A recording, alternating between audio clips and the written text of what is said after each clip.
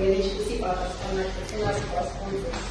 Այս ձեր անկեղծությունը ուզում եմ մոտեցել։ Նախ ես ուրախ եմ, որ չհեքեցի, որ քննիչները բիզնեսմեններին ստիպում են X գումար գտել, հակառակ դեպքում սպառնում են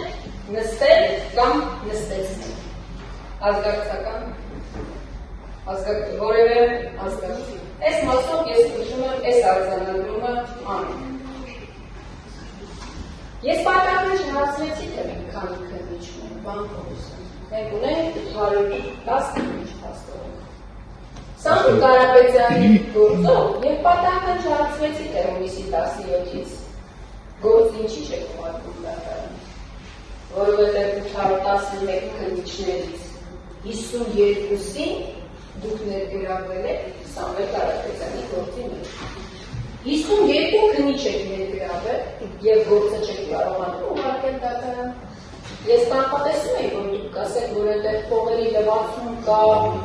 ծավալում աջորդը եւ այլն եւ կասկածի շեմը չի հաղթահարվում։ Մեր ձևով եկեղեցին պաշտպանելու հատվածը առանց ուղարկի դատարան։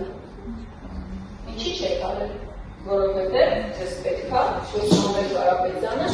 մնա սկալաքի տակ։ Ամեն ինչ շատ բարձր է։ Միջին վիճակագրական հայ մարդու մոտ բարձր։ Պարոն Պողոսյան, այլ հարցանոցում կան Սամվել Կարապետյանի հետ որևէ գործողություն կատարվել նշանակություն։ Օրինակ,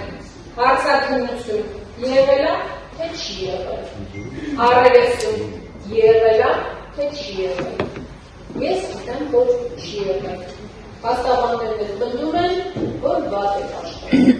շատ վատ եք աշխատում, բայց ես համաձայն չեմ գնահատականում։ Դուք վատ չեք աշխատում, դուք ձեր առջև խնդիր եք դրել Սամվել Կարապետյանի պահել կալանքի տակ և հրաշալի